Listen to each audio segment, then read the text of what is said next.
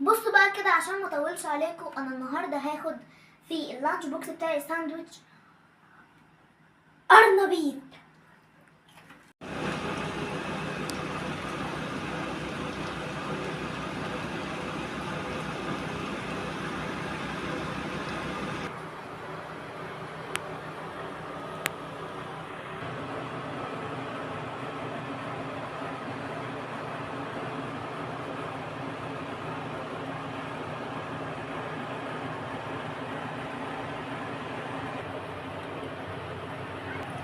احلى عجة دي ولا ايه؟